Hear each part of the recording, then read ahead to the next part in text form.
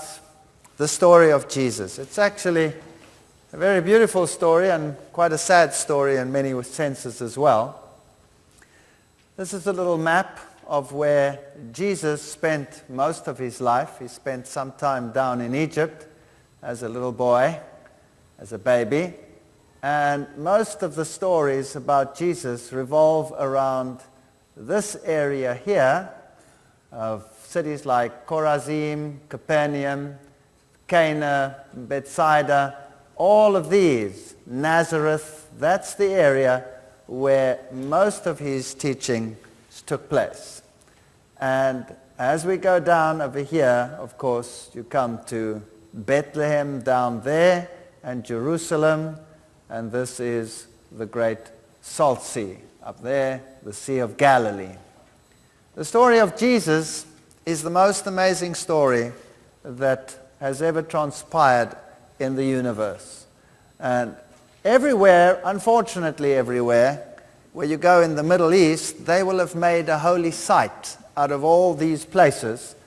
And people believe that there is some sanctity in going to these holy sites. It's nice to be there and it's nice to see them, but there is no sanctity in a place. You can meet Jesus as effectively in your little room as you can over here. So this is apparently the cave where the shepherds were that evening, and you can see they have a star there on the floor, as they were informed of the birth of Jesus. And in this cave they have put down a church with the reliefs on the sides of the shepherd boys in the environment when the angel came to tell them that Jesus had been born in Bethlehem. They must have been out in a field like this, so the time of year when this happened could not have been the 25th of December, which happens to be the birthday of all the pagan main deities like Osiris and Zeus and all of them, because the shepherds were out in the field. That means it must have been in a temperate time and not in the middle of winter as the 25th of December would depict. Typical scenes of the marketplace. This is a butcher. If you would like to purchase your meat, there it hangs. And there's a tremendous buzz around as you go and purchase your meat. So I'm not so sure whether that's a good idea. This man over here tried to sell me this chicken, and he was adamant that I had to buy this chicken. It was on the hoof. It was alive. And he wouldn't let me go. I told him I'm not interested in buying his chicken, but he wouldn't let me go. So he haggled with me, and he wouldn't let me. He ran after me. He insisted I buy that chicken. Eventually, it drove me nuts. So I said, okay, I'll bargain with him for his chicken. And so I bargained him down and down and down and down and down and down for his chicken until he got angry with me, which was very good. And I bargained more and I bargained more, and eventually he got angry and he says, "There, you can have it for nothing." And I told him I'm a vegetarian. That was the look on his face. Total incredulity. He didn't believe that something like this was possible. But then he laughed afterwards and we made good friends. This is a typical bakery there. And I must say, it doesn't look too hot, does it? No, you know.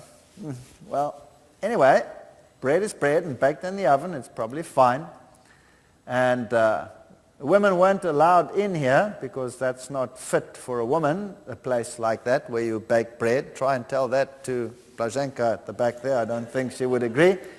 And nevertheless, this is the famous church of the Nativity where Jesus was born, or so they say. We never know whether these holy sites are these sites. Some of them probably are pretty accurate, and that this could represent the place where Jesus was born. And these, of course, these sites were chosen very early on in the history, and this particular one by Constantine's mother, and she found that this was the site, and so they built this church, which was, of course, a Byzantine church, which means it was Orthodox. And so there's been a tremendous war in this area between the Orthodox and the Catholics who claim these sites for themselves. This war was not resolved until the ecumenical movement came along, and so this church now is shared by the Orthodox Church and the Roman Catholic Church, and they alternate the masses in there. Now, when you come into this place, you have to enter a little door that's very low, so you have to bend down, and that is to show a sign of respect and humility, so you have to crawl through it, as it were. And as you see, the church was totally empty when we were there. Not a soul there. When I was there the previous time, it was packed. And the floor is actually a false floor, and the real floor is underneath and still has the original mosaic from Constantine's time. So this is a very ancient church. And of course, being a holy place, it is filled with mythologies and histories that probably never took place. But it was interesting to me, the sunbeam that came in to this church while I was there. And there up against the one pillar, you have these holes over here. Can you see them?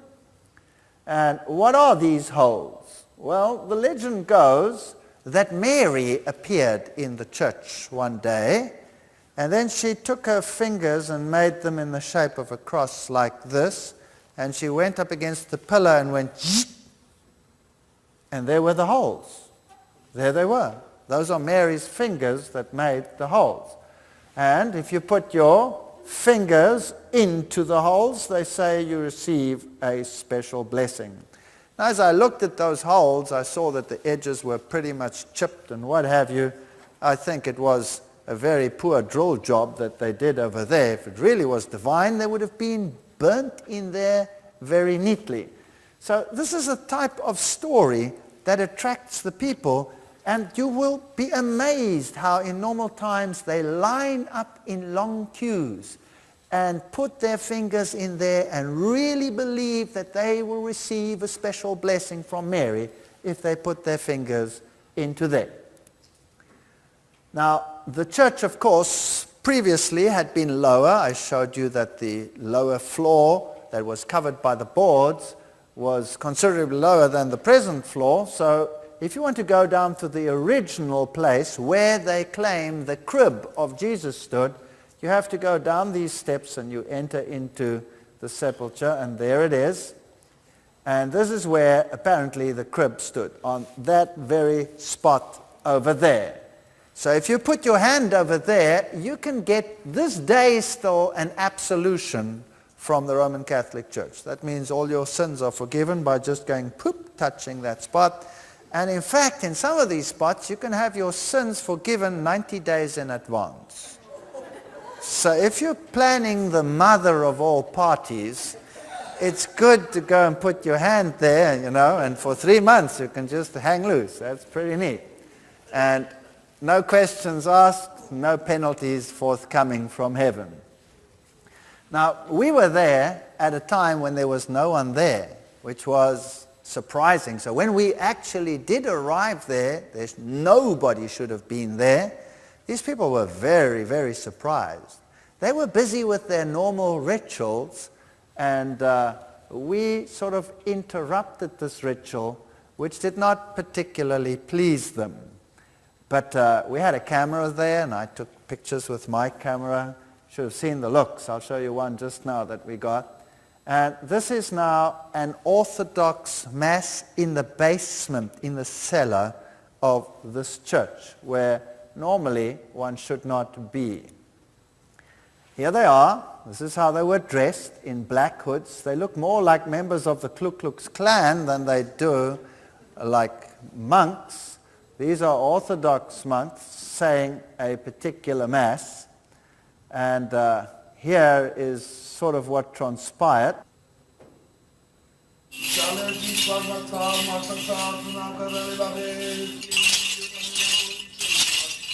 Man's very angry with us for photographing this.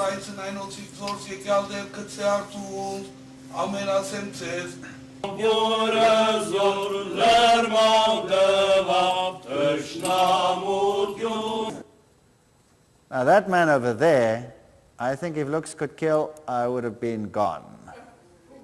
He doesn't look too friendly, huh? So this is the type of ritual that goes on. I don't know what type of mass that was, but interesting nevertheless. And then when the Orthodox people leave, then the Roman Catholics come in and they do their thing. Here is a group of pilgrims in a Roman Catholic setting. There's one lady over there. She's got 3 crosses in front of her and her face is covered. And it's a good place, they say, to come if you want to be totally cleansed of whatever your problem is. Outside this church, they have Hieronymus' statue, writing over there scriptures. They have the skull down there. This is also occult, of course, the question of death and life and cycles of death and life. And going down into the basement of the church, we find this cave. Now, apparently, this is the cave, so they say, where Mary actually gave birth. But you'll also notice the triple arches, which are typical of paganism. And so whether this is so or whether this was a pagan site, I cannot tell. Also in the basement of this church, you will find the skulls of what they say are the skulls of the babies that Herod had killed. I don't particularly believe that either, but that is what they say. And down there, that's one of them that I photographed down there. On one occasion, while I was there, a bomb exploded in a place where I'd just been a few seconds previously. So, quite a dangerous place. Here's another cave, and in this cave there's also a Marian shrine. And they claim that this is where Mary nursed her infant. Why the places should be different, I don't know. The one where she was born. And they even have the cave where Joseph waited while Mary was giving birth in the other room. So very interesting. When you come to this one, this is called the Milk Shrine. And when you enter that, it's called Milk Grotto, La Grotto du Lait. And inside you go. It's another cave, church built into a cave, another pagan symbol over there. And up against the walls you have these white splotches.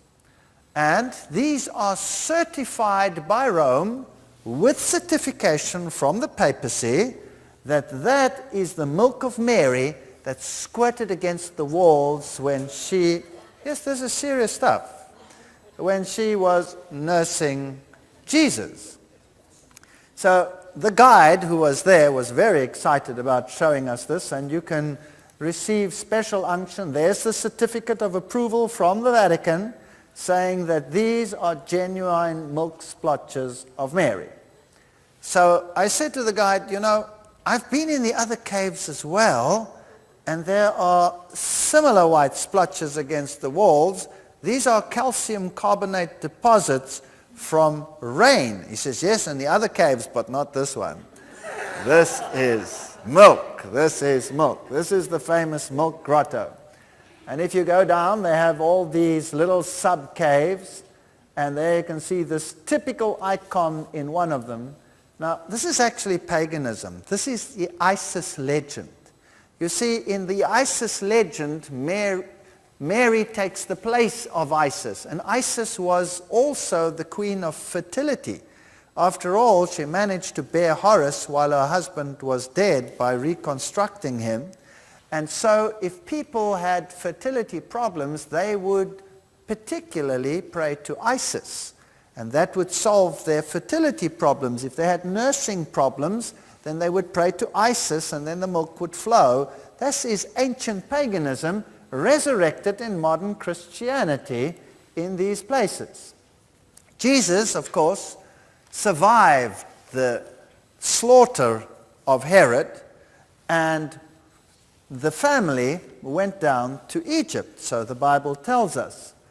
And they spent some time in Egypt, and then in time again for the boy to obtain his manhood, as it is the custom in Israel, returned from Egypt, and they lived in Nazareth. That's what the Bible tells us. Now, if we go down to Egypt, this is the very spot where apparently the Holy Family came, and they have these icons down there. Again, the Orthodox Church in these places has these particular so-called holy sites.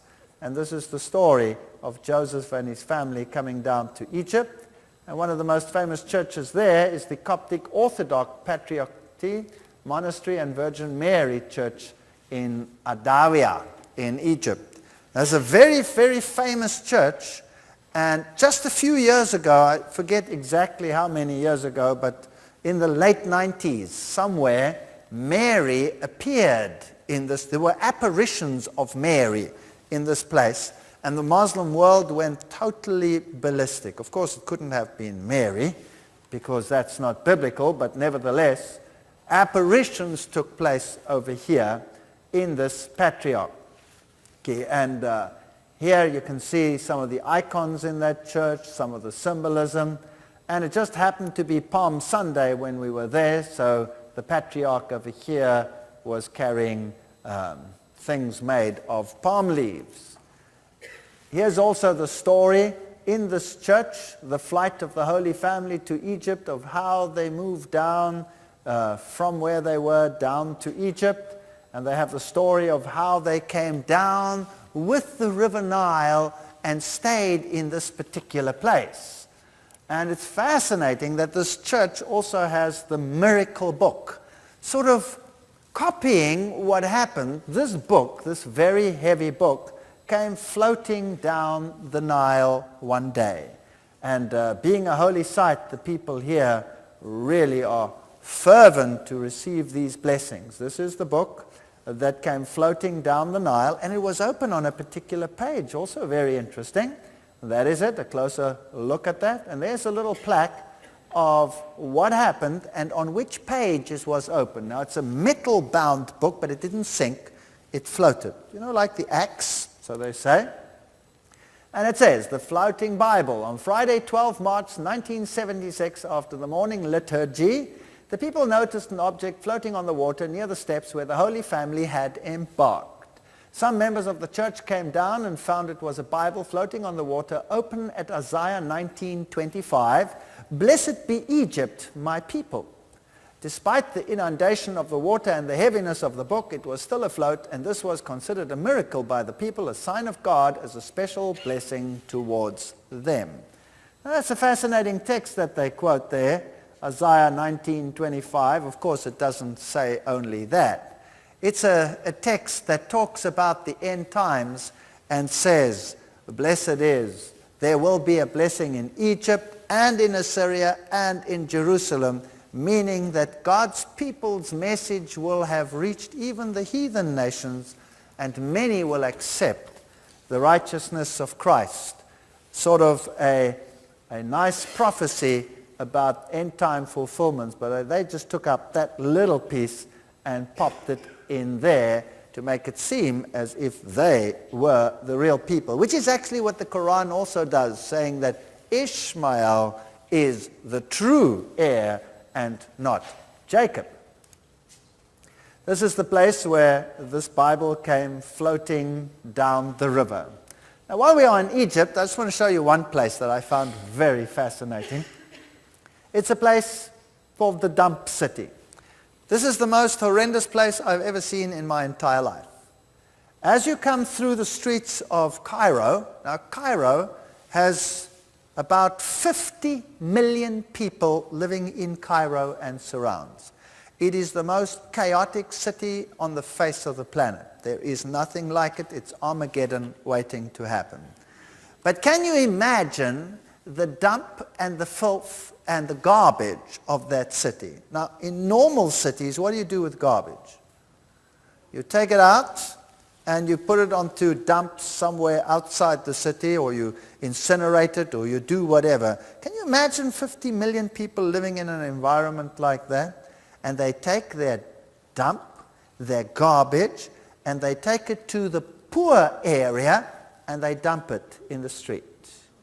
And these poor people sift through all the garbage and they live amongst the garbage. This is literally a city of rubbish within a city. If you take pictures, they get very angry, so my pictures are not very good. They're sort of taken like this, you know, sort of like that. They would literally kill you if they saw you take a picture. But what's amazing about this city is that as you come through the dump city, there's a portal, and this is the portal. And when you come through it, you're suddenly in a totally different world. I'll show you what it looks like. It's amazing. This is when you come into the dump city. And this is how the people live over there. One cannot imagine it. My heart really went out to them. This is what it looks like. Whole rooms full of just garbage. And they live in there. These are their houses.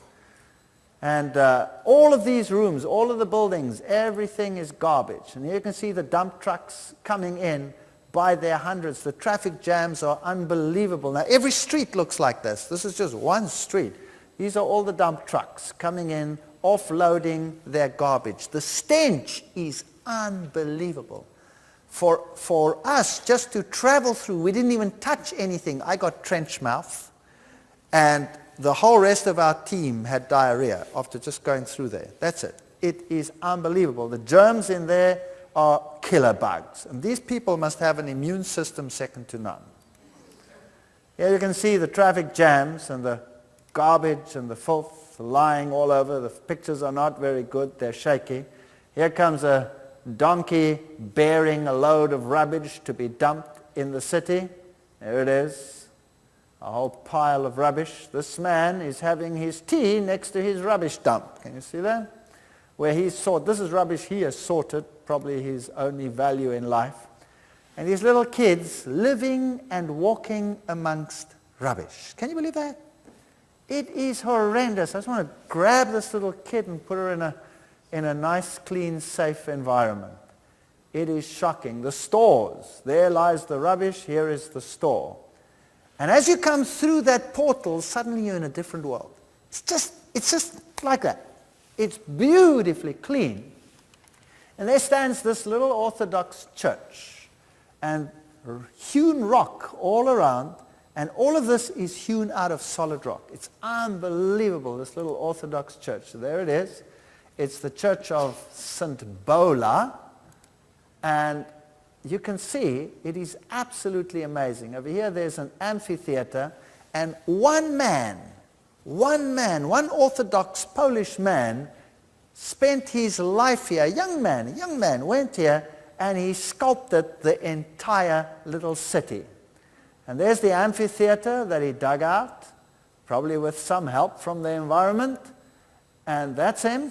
That's the man. He did all the work that you will see. Unbelievable. And the entire walls of this rock city are chiseled out with the story of Jesus. In the middle of a Muslim world, you come through a city of dump and rubbish and garbage, and you're in this beautifully clean place with this little chapel and the story of Jesus written over the walls. Jesus with the shepherd's boys over here at the time of his birth depicted over there, the story of his birth, all of this chiseled into solid rock. I am the good shepherd, chiseled out of solid rock. The stories of the Bible, the walking on the water, and the woman at the well, for example. And these are huge sculptures. Just to give you an idea, this is a sheer face rock face with some chiseled material on it.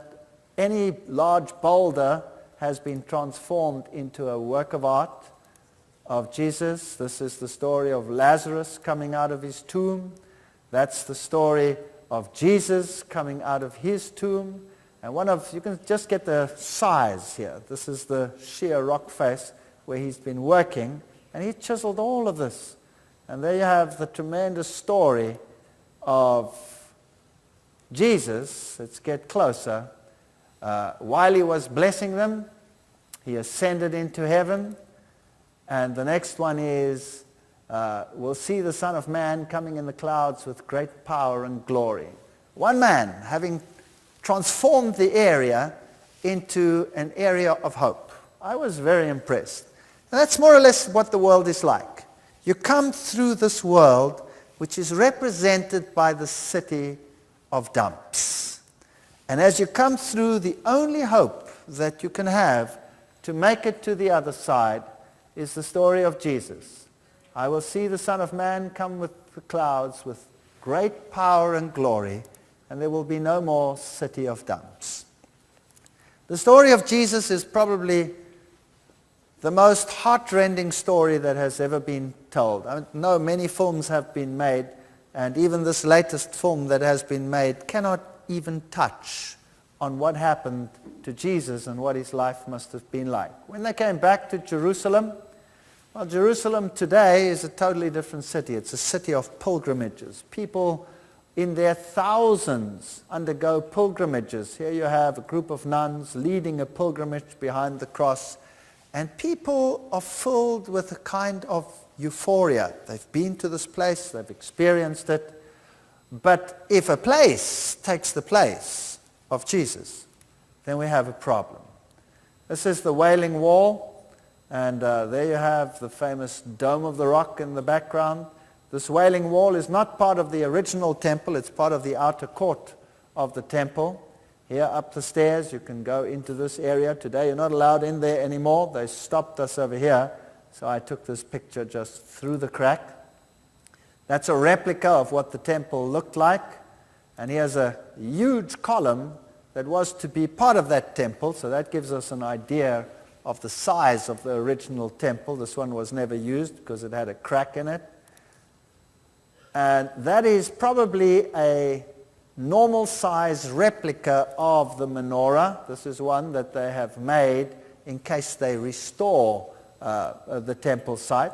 These are the Jews at their Wailing Wall.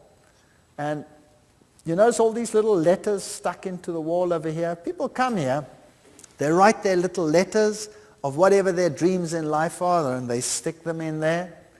Here's a little short video.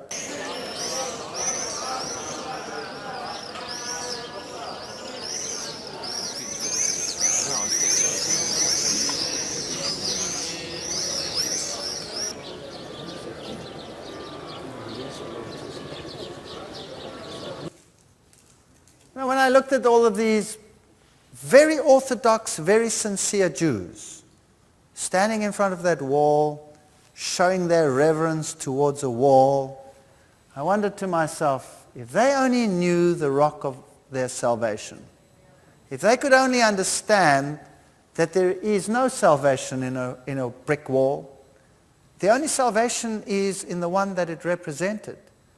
People today tend to make holy sites out of places. Isn't that sad? And then they miss the one that it is supposed to represent. Underneath the wall, there's a tunnel, and it's called the Secret Passage. And as you go through it, you can also come into the back of this place, and you can see where the highly Orthodox Jews and rabbis come together. Now, normally, these people will just ignore you. But times have changed. I was stunned. Normally, if you as a pagan come into this place, they will detest you. They will give you a filthy look. What is this unclean fellow doing in such a holy site? I was stunned. This time when I was there, as I went into this place, it was just a few months ago, most of these rabbis would come and beg for money. Something they would never have done even 2-3 years ago. Things must be really tough in that place for them to do that. But this is their holiest site here, where you have these remnants of the ancient wall. And just above, on the other side, stands the Dome of the Rock. Here's an Orthodox rabbi going through his ritual. Notice that he has the commandments on his forehead, the law, the Torah, and he has them on his hand. Because the Bible said you must bind them on your forehead and bind them on your hand. Do you think that's what God had in mind, that you make a replica and put it over there and then the job's done? Or do you think God had in mind that you must think accordingly and act accordingly? Doesn't that make more sense? I think that makes more sense. Here's a typical stone from that ancient temple site. This was a Herod stone. If it had this recess, then you know that it was a stone from the original temple. So when they reused the stones of the temple, they built them into all kinds of structures and walls So this must have been an original temple stone of the temple today in another wall. This is the grave of David, and just like in Catholic sites, the Jews will come over here. This is the baptismal site of Jesus, and this is actually where the story starts.